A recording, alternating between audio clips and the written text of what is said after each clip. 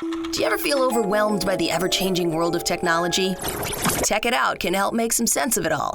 Breaking down geek speak into street speak, technology columnist, author, and TV personality Mark Saltzman covers consumer technology each week for every listener. Mark tackles the latest news, reviews, and how-tos to help you understand what's hot, what's not, and why. Hey everyone, welcome to Tech It Out. It's episode 433. Hope you're all doing great today in February and welcoming new stations to this show, including KHTS in Santa Clarita, California, in the LA area, 92.3 The Hub in Lubbock, Texas, the birthplace of Buddy Holly, and WUSW in the Buffalo, New York, Niagara Falls area. Thrilled to have you all join the other 100 plus stations across the country that air Tech It Out. If you're tuning in podcast form, it's always awesome to have you, and thank you for subscribing, downloading, or streaming.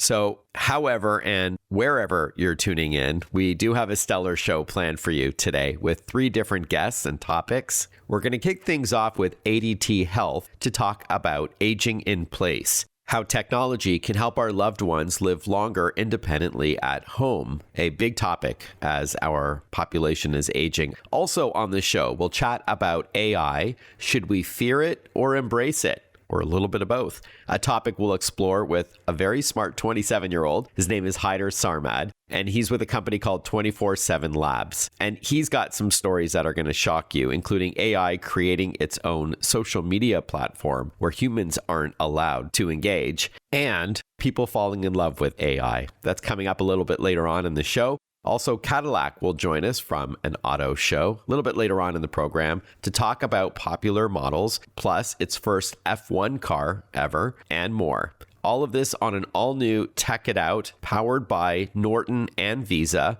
2 amazing partners of mine, both of which aim to protect you in slightly different ways. But we'll get to more of that shortly. But let's officially kick off the new show with our first interview.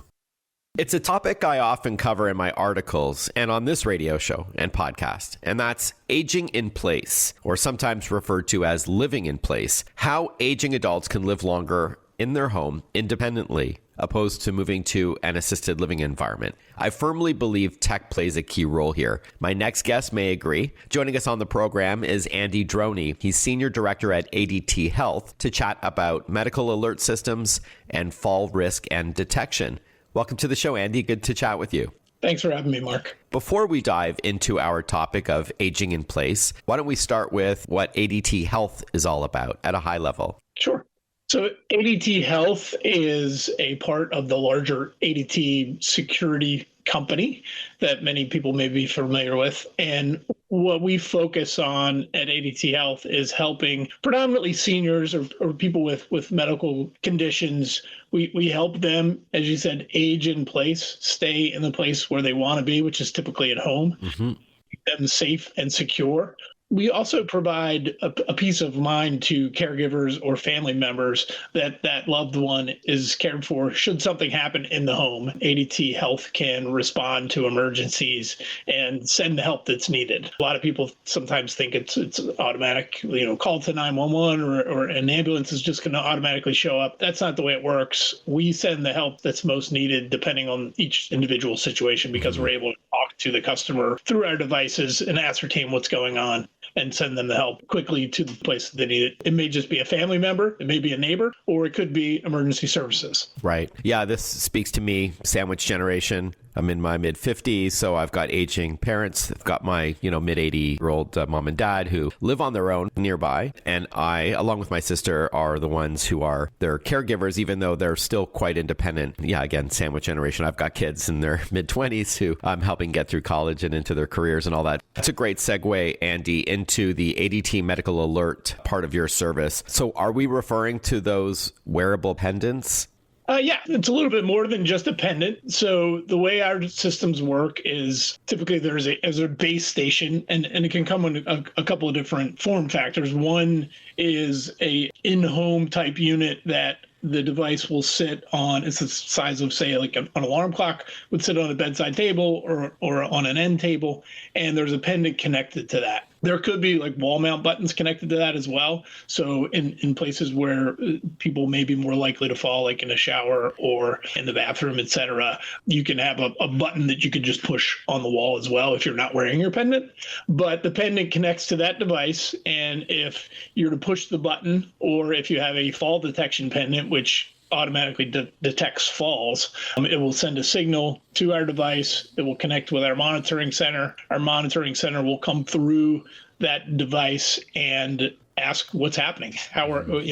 We received an alert from you, and how can we help? If we can talk to the customer, we ascertain what's going on. And if the customer is unresponsive, we then will go through the process of sending first responders, emergency services. And then we also go through and contact people that are designated on the call list to say, hey, we've had a situation. If the customer can respond, they may say, hey, I'm stuck on my couch and I just need somebody to come in my house and help me get off the couch. Could you call a neighbor, or could you call my son or daughter or caregiver? And we can do that. The other piece of the device is our on-the-go pendant, which kind of combines all of that end table or bedside table device into a pendant that you can wear around your neck. And then that's connected via GPS and cellular technology. So you can take that out and about. So if you're more independent, you can take that device with you on the golf course or to the mall. And if you were to have an emergency situation, you press the button or the fall detection pendant goes off, you could get that same response through that device. It's just a little bit more of a mobile device.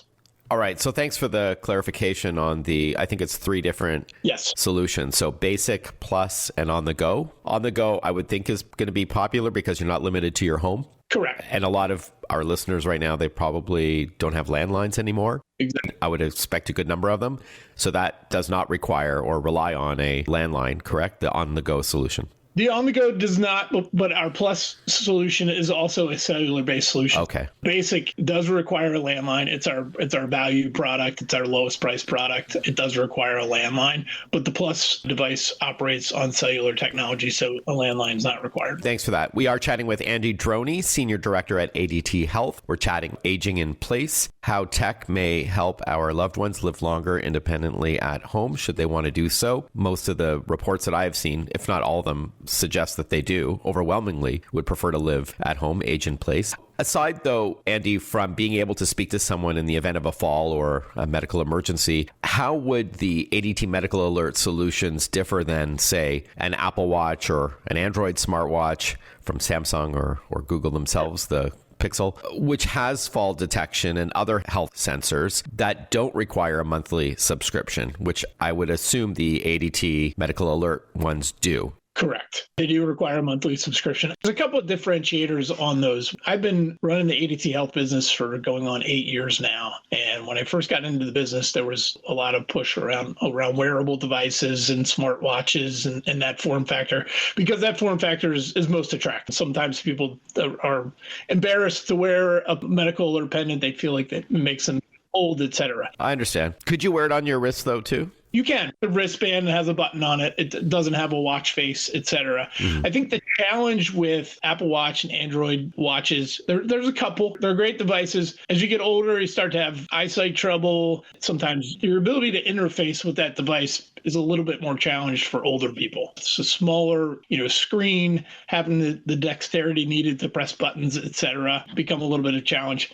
The price of that device, even though it doesn't have a monthly subscription, is relatively high. And our device advantage, I would say, with the medical alert devices, it's very simple, straightforward in terms of it'll detect a fall, or you can press the button if you need help. And it connects to our monitoring center. And I'd be remiss if I didn't mention that I'm really proud of the work that they do. Our agents are all U.S. based. They're all ADT employees. We don't contract our monitoring out. When you think about ADT, who's been in business over 150 years, monitoring and response is in our DNA. When a customer presses that button, that signal is going to a trained agent who's only handling medical alert calls. They don't handle the burglar alarm calls typically.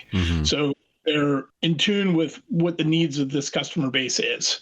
And they help ascertain what's going on versus an Apple Watch, which would call 911. There's really kind of only one response you can get out of that, situation of sending emergency services, whereas we can ascertain what's going on and get the customer the help that they need.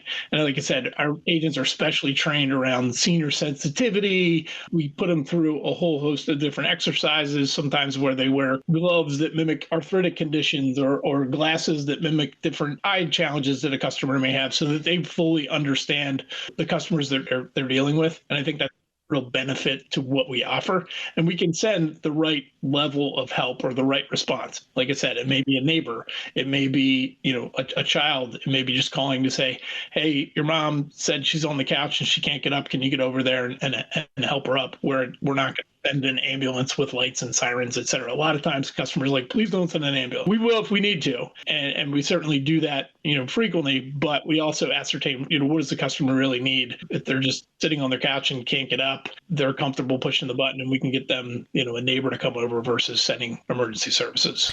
Thanks for letting me ask that question. And it was a solid answer. As someone who wrote the book, shameless plug here, but I wrote the book Apple Watch for Dummies because it can be complicated to use with that small little screen. You do need a certain level of dexterity. You can take advantage of some of the voice enabled prompts, but that's assuming you're comfortable and aware of all of those features. We're going to continue chatting with Andy Droney, Senior Director at ADT Health, after a short break. And don't forget, also on the program, we're chatting about AI, falling in love with it, dating AI, it's a thing, as well as a social media platform that does not allow humans to engage with the AI. And they're talking about us. Really creepy stuff. We'll also chat with Cadillac this hour and more. So stick with us. More Tech It Out right after this. Listen to Tech It Out whenever you want. Find the Tech It Out podcast at iTunes or wherever you get your podcasts.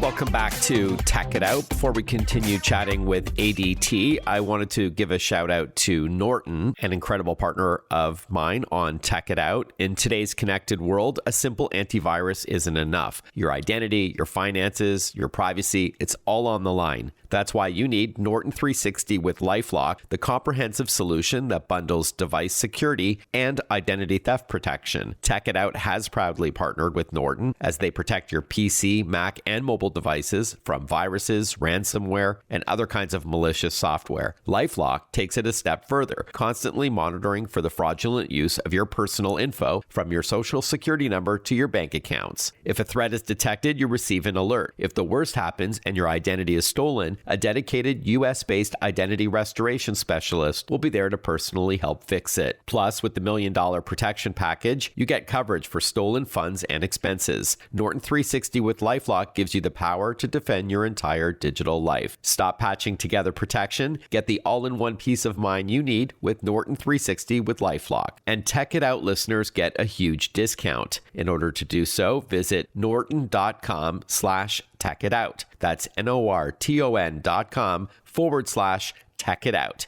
Norton.com/Tech It Out. A couple more minutes with Andy Droney, Senior Director at ADT Health. Where do you see this going in the future? If you think about ADT and your home security system and the different devices that are in there, we're looking at ways to reimagine what's going on in the home or using devices that may already be embedded in the home and create a situation where a senior can age in place longer in the place that they call home for a couple of reasons. I know you mentioned that's typically where seniors want to be is the place that they call home, but also there's a significant expense to long-term care solutions or assisted living facilities, as well as a shortage of caregivers and nurses and beds in those places. So having people be able to stay safe, stay secure in their home is really important. So what I'm getting at is thinking about the different devices that you may have used for a security system. And I'm living this myself. My parents are both aging. I'm in that sandwich generation. I have 2 kids in college. I travel to see them a good bit. And then my parents live nearby me as well. So we've kind of cobbled together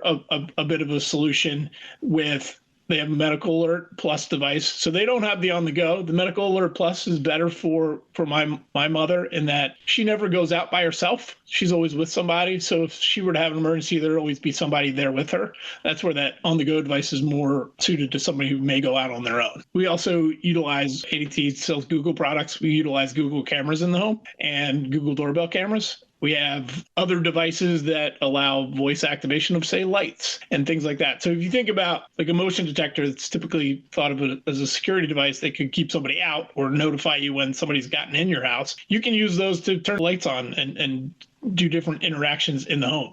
Smart locks are another thing that ADT offers that can be a really useful tool in these scenarios. So my mom, if she leaves the house, I can see where she's going, looking at the doorbell camera. She went down the hallway of her condo, et cetera. My dad, if he's out, he can see what's going on. If they have a camera inside, they're comfortable with that. Not everyone's comfortable with having a camera indoors, but they have a camera in their kitchen that I can just drop in and just see how things are going. So there's a lot of tools out there, and we're looking at, how do we combine solutions to provide a level of care, peace of mind for not only the end user, but also the caregivers, so that I don't have to call my mom every morning and say, hey, are you up? Take your medicine, et cetera. I can just see from either the motion detectors. I can look on my app and say, hey, she's up and about. That's great. She's moving around the house, or I could look in on the camera if I want to and see that she's doing what she's supposed to do.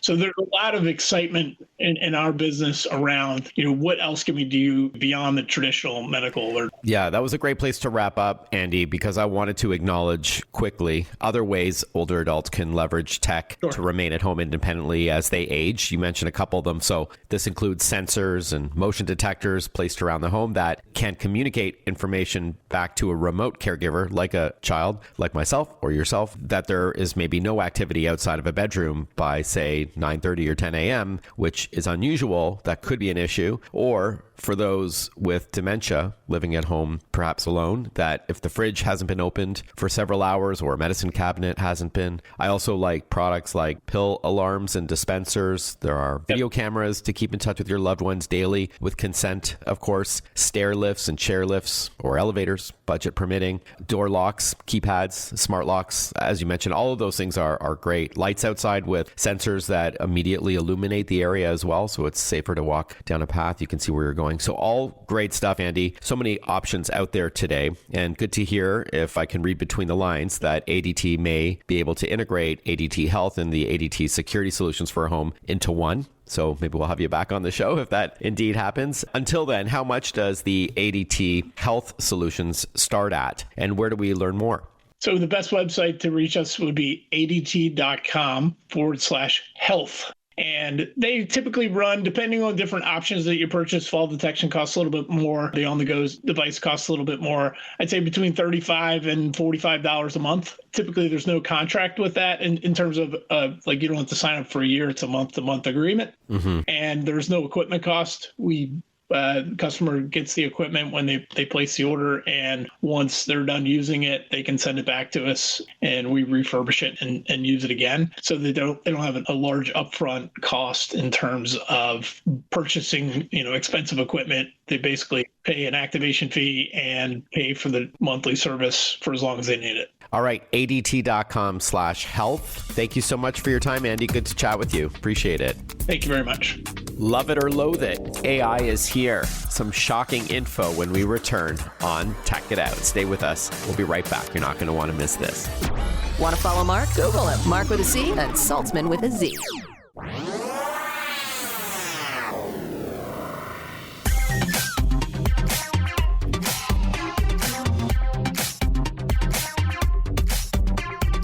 Breaking down geek speak into street speak. This is Tech It Out. Tech It Out with technology columnist, author, and TV personality Mark Saltzman. Welcome back, everyone. You're listening to Tech It Out. We can't go a day without hearing about AI, and I'm sure many of you listening right now use it often, or your kids do. While it sounds like science fiction, you may have heard there's now a social media network exclusively designed for AI agents. Humans can be a spectator, but not engage with AI, which I think is fascinating and scary at the same time. Joining us to tell us more, and also discuss other AI-related topics like people falling in love with AI, we are joined on the line once again by Haider Sarmat. Sarmad. He is executive director at 24/7 Labs, which develops software, including apps and web solutions based in Toronto. Welcome back to the show, Haider. Good to talk to you. Thanks for your time. Thank you for having me. It's always a pleasure, Mark. Now, before we talk about AI, I think it's been a year and change since you've been on the program. Please tell us a bit about yourself and the company 24/7 Labs. Like you said, my name is Haider Sarmad. I'm a software engineer and a chief executive director at 24/7 Labs. We build custom apps, systems, and increasingly AI-powered tools that automate parts of your businesses. All right. So what have you yourself, Haider, spent most of your time on over the past while? Honestly, traveling and observing. I've spent the past few months in Asia, like Vietnam, Thailand, Hong Kong, just learning how businesses are operating down there. And I'll be real, it was eye-opening. In a lot of ways, North America is moving a little too slow. In Vietnam, in Hong Kong, tech adoption is very aggressive.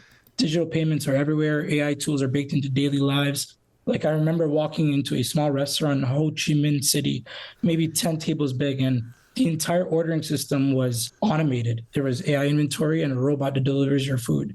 This was a tiny restaurant.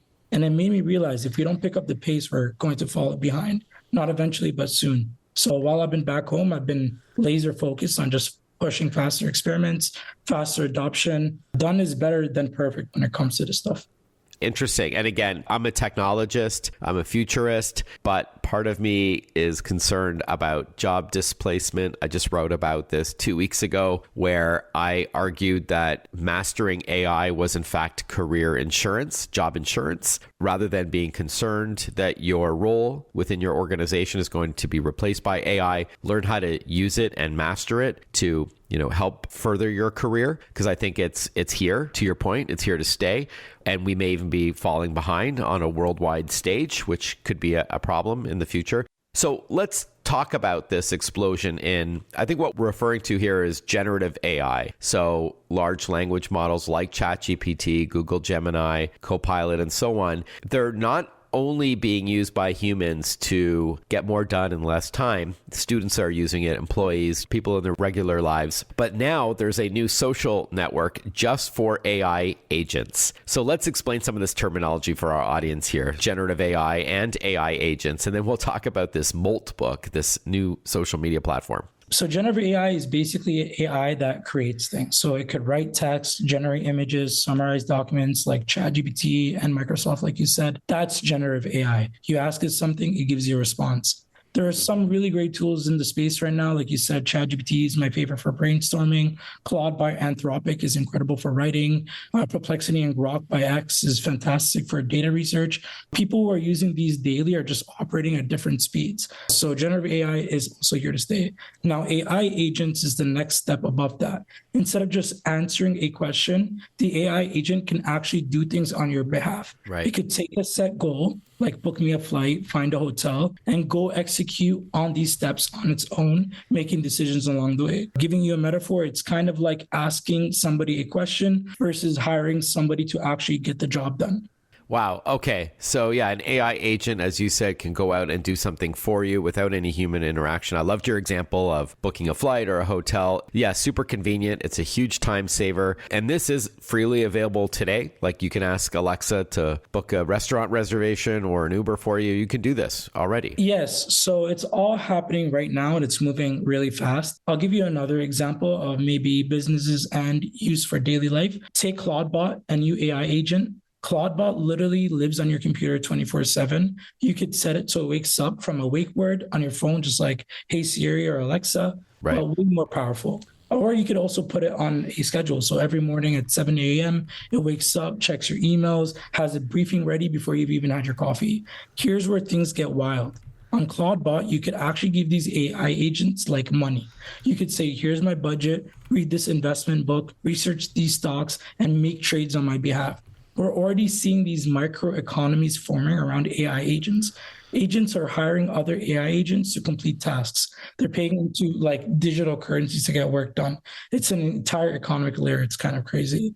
Crazy indeed. I said another huge one for businesses is like an AI receptionist. And I don't mean these like annoying phone trees where you're pressing 1 for English and 2 for French and screaming, speak to a representative.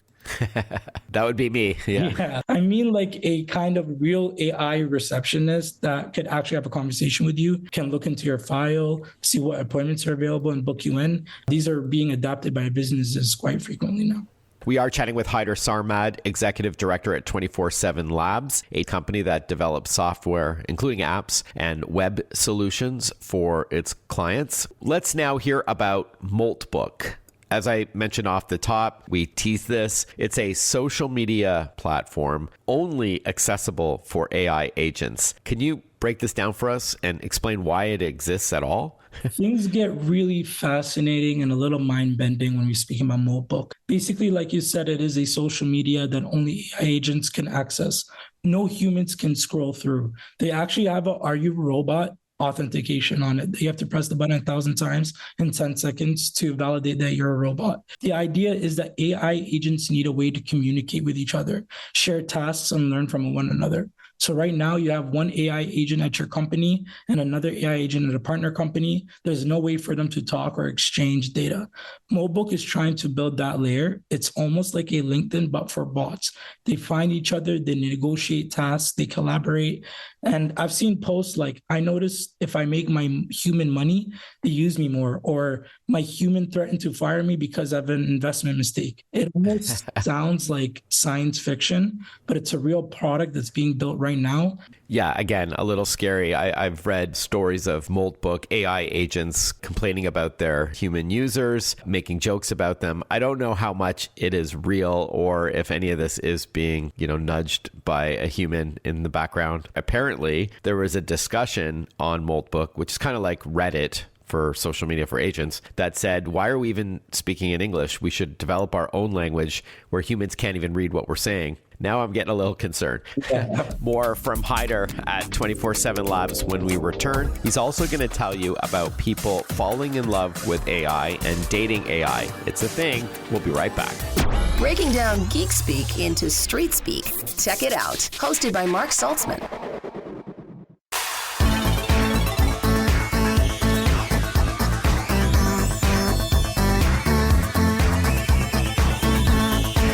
Welcome back to Tech It Out. We're going to continue chatting with Haider Sarmad from 24/7 Labs, learning about what's new in AI, which I think you would agree is both fascinating but a little terrifying. But first, a thank you and shout out to Visa, a huge partner on Tech It Out. Did you know that shoppers are 3 times more likely to enter an unfamiliar store if it displays a Visa logo? And customers are 5 times more likely to think a merchant is reputable. This is because Visa has invested billions over the years in fraud prevention, so you don't need to think twice about shopping at retail or online with your Visa card, nor should businesses be concerned about secure payments. Visa is deploying advanced technology to ensure customer data is not vulnerable, no matter where the transactions take place. This includes tokenization, pioneered by Visa, as one part of the solution, which reduces the risk of identity theft because this technology replaces your actual cardholder info with a random alphanumeric code, so the merchant never sees your real card number, yet it ensures a fast transaction as well. To learn more about Visa's work in protecting you and your purchases, head over to visa.com/security. That's visa.com/security. All right, Haider from 24/7 Labs, let's continue chatting about AI.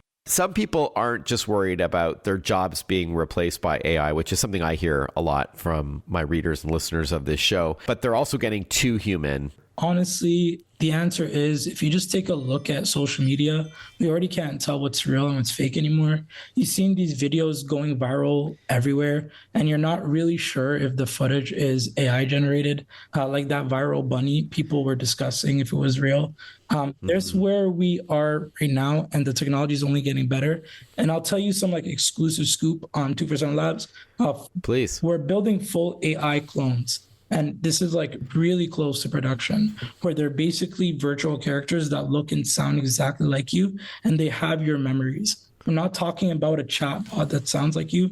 We're talking about something that is, to all intents and purposes, you. Same voice, face, personality, a version of yourself. that basically is while you're sleeping is able to answer the client's questions and book meetings and stuff. So yes, I believe that it is getting too human. What's stopping the virtual AI agent from joining 10 sales calls and not needing as many people? This should make us all think like, where does the real you end and the digital you begin? Yeah, so it's not just about deep fakes where it looks like, President Trump is arm in arm with Mark Carney or what have you. It looks real, or somebody trying to defraud you because they look like a family member asking for money. I also mentioned something off the top, if we could just talk for a minute about it, that a recent survey from Norton, well-known cybersecurity company, said that most people would even date an AI. Are you surprised to hear that? No, I'm not surprised at all. Back in 2019, when AI started just to become popular, a Japanese man named Akiko Kondo held a ceremony where he married a virtual character. Her name was Hatsune Miku. She wasn't even too advanced in terms of AI yet, just a digital hologram persona with some AI functions. Now imagine today, when AI can talk back instantly, remember your conversations, adjust your tones, sound supportive and empathetic. Of course, people are going to connect to that. Wow. If something listens and never judges and is always available, that taps what every human needs. But here's the thing that I want the listeners to understand. AI isn't falling in love. The emotion is coming entirely from the human side. This is what makes these moments very interesting. It's less about AI replacing relationships and more what it says about us, loneliness, connection, what we're looking for. But this conversation is far more than just tech. Good point. Thanks for that. And let's wrap up on some takeaways that you can leave our listeners with. Should we be afraid of AI? Why or why not? I know this is what you are working with at your job. And what can we really do about it at this point? I'd say don't be afraid, but don't be naive either. And here's my practical advice. First, you have to get curious. Try the tools, try the ChatGPTs and the Claudes. Ask it to draft something or plan something. Manus is one of my personal favorites for AI agents. Just get comfortable with it. Ask it to run some tasks. Sorry, Haider, what was your favorite? Manus, Manus. My favorite AI agent, essentially, that's off the shelf, that is able just to get tasks done for you pretty quickly and is able to summarize documentations. Secondly, I would say think about your own work. What's repetitive? What is tedious? Sam Altman, the CEO of OpenAI, better known as ChatGPT, he recently came out and said, AI won't replace humans, but humans who use AI will replace the ones who don't. Because that's where AI is heading. And you want to be that person who uses it, not to be surprised by it. Get familiar with these things and get them to do some tasks for you. And third, if you're going to use agentic AIs for trading, like for Claudebot or Notebook or anything that involves payments, use prepaid cards, have them running on a MacBook Mini away from your main desktops. These add additional security layers if things go wrong. My last thing is to stay human. Things that make you irreplaceable, judgment, relationships, creativity, empathy, you double down on those. AI is a tool, a powerful one, but tools don't replace people who know how to use them very well. This is all great. You're so smart. Can I ask you how old you are? I am 27, about to be 28 years old. Oh my gosh. Wow. So I am twice your age. Yeah. Exactly. Thank you so much, Haider. Haider Sarmad's been our guest, Executive Director at 27 Labs. Where can we learn more about the company and your work? Head over to 247labs.com. 247 Labs as in the numbers and labs.com. You can read about what we do. Reach out if you want to talk about AI projects. And we're also pretty active on LinkedIn as well. All right. LinkedIn or at 247labs.com. Great chatting with you once again, Haider. All the best. Thanks for your time. Thank you, Mike. And make sure that the next time I interview you, it is really you and not your AI on behalf of you, okay? Great. I may not know the difference. Honestly, Mark, it's always a pleasure. We chat with Cadillac when we return on Tech It Out. Follow Mark Saltzman on Facebook, on Twitter, on Instagram. Listen to Tech It Out whenever you want.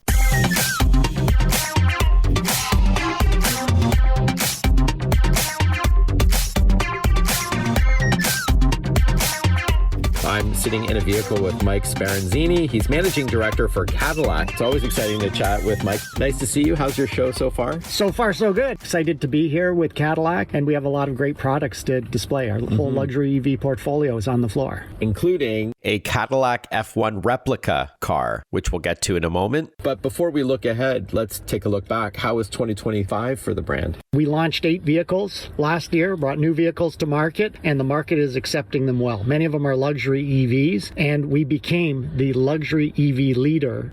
To what do you attribute this success across both EVs and ICE vehicles, regular internal combustion-based vehicles? We believe Cadillac is appealing to luxury buyers because our luxury vehicles are built on 3 key platforms. It starts with design, and our Cadillac design team has identified a beautiful design language that consumers are finding very appealing. Our vehicles also have the technology that consumers are looking for. A couple of examples include Dolby Atmos technology, which gives you an immersive sound experience that is second to none in the industry, as well as other technology that you'd be familiar with, like Super Cruise technology that's standard on all our luxury EVs. Hands off the wheel, semi-autonomous driving. It means that you arrive at your destination feeling more refreshed because it's doing the lane changing for you, accelerating, decelerating. It's amazing.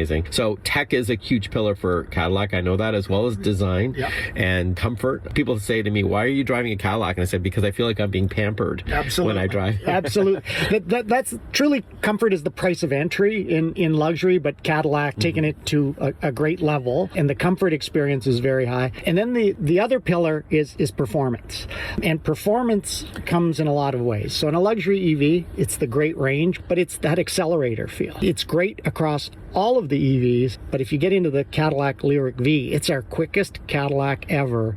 You know, you've been using the word luxury a couple times. Of course, that's synonymous with Cadillac. You last year also unveiled the Optic, which is Cadillac's most affordable vehicle, where it's kind of best of both worlds. You're not breaking the bank and you're getting all the bells and whistles that a Cadillac customer would want. Absolutely, because it's meeting that perfect mix of all those luxury things that I just talked about, as well as being affordable to entry luxury consumers.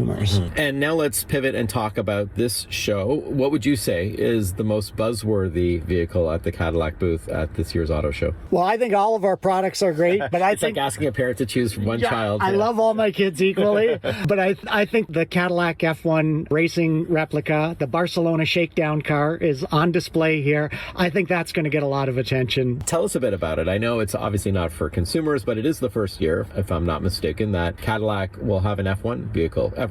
Yes, it is. So long overdue. And it's a really exciting time. Cadillac has recognized that to be a global luxury player, you need to perform on the global stage.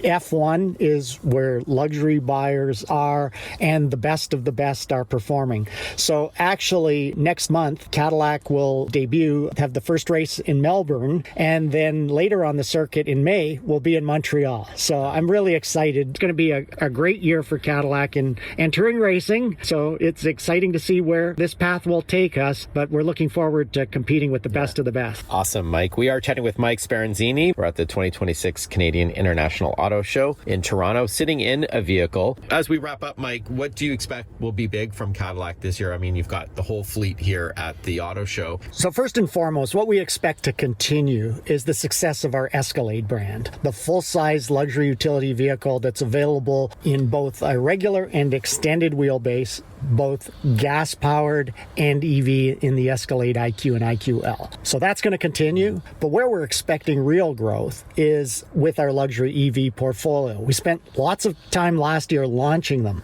This will be our first full year of sales. We expect it to be 60 to 65% of our mix this year. It's going to be led by the Optic. The Lyriq's going to continue to be successful. The Vistic we're sitting in, which is our 3-row, we're seeing more and more uptake on it. That's where we're focused on growing the business, is with the portfolio that we have to see that's meeting the needs of the luxury EV buyer. And you can put me down for a Celestic if you can get me a good deal on that one. Looking forward to that. If you could see the smile on Mike's face, he's like, nice try, buddy. The one that we have on display here is available. We can help you with it. Your listeners may not be able to see it if you take it today, though. Thank you so much for your time, Mike. Always great to see you and catch up with you. Thanks. Great. Thanks, Mark. Cadillac.com has more. Thank you for tuning in to Tech It Out, everyone. Just a reminder to back up your important info on a regular basis, just in case something happens to your devices like your laptop. I always trust SanDisk for their flash storage solutions. Even USB thumb drives are super reliable and affordable. Along with SanDisk, I want to sincerely thank Visa and Norton for your support on this program. Welcome to the new radio stations taking Tech It Out starting this weekend. Like I mentioned off the top of the show, in LA, in Buffalo, New York, and in Lubbock, Texas, the birthplace of Buddy Holly. Hey, have a fantastic rest of your day, and I look forward to catching up with you next time for another brand new episode of Tech It Out. Bye-bye for now.